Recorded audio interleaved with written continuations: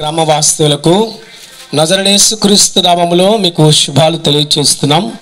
ప్రియులారా, ఈరోజు మేము ముందుకు రావడానికి, మీ దగ్గరికి రావడానికి ఆ దేవాది దేవుడే యేసుక్రీస్తు మమ్మల్ని పంపించాడు. పిల్లరా, ఎందుకంటే బైబిల్ సత్యవేద గ్రంథం చెప్తుంది, మా అంతటి మేము రాలేదు కనుక సర్వలోకములకు వెళ్ళండి, సర్వ సృష్టికి సువార్తను ప్రకటించమని చెప్పారు.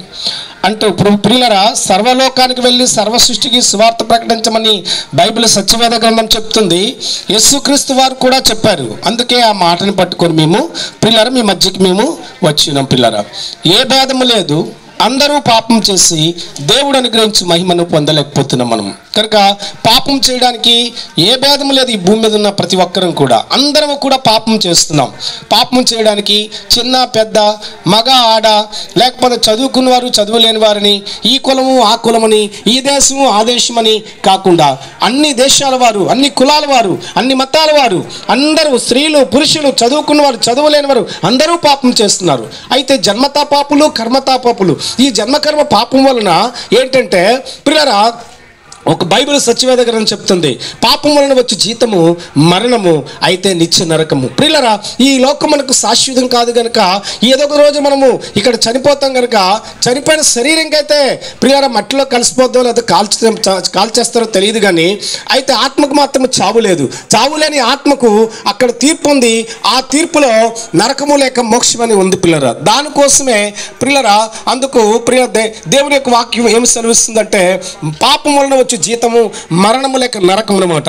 ఆ నరకము తప్పించుకోమని భూమి మీద మనం బ్రతికి ఉంటున్నప్పుడు యేసుక్రీస్తు ప్రభులు వారు మరి పిల్లరా ఆయన అందుకే నరకము మోక్షము ఉందని తెలియచేయమన్నారు. అందుకే ఆ విషయాన్ని మీకు తెలియచేయడానికి వచ్చాను తప్ప మీకంటే మేము చాలా తెలివైన వాళ్ళమని లేదా గొప్ప వాళ్ళం అనుకొని మేము ఏదో ఒక పిల్లల మతాన్ని ప్రకటించడానికి కూడా అయితే రాలేదు. మార్గము ప్రకటించడానికి వచ్చాం. ఎక్కడికి మార్గం?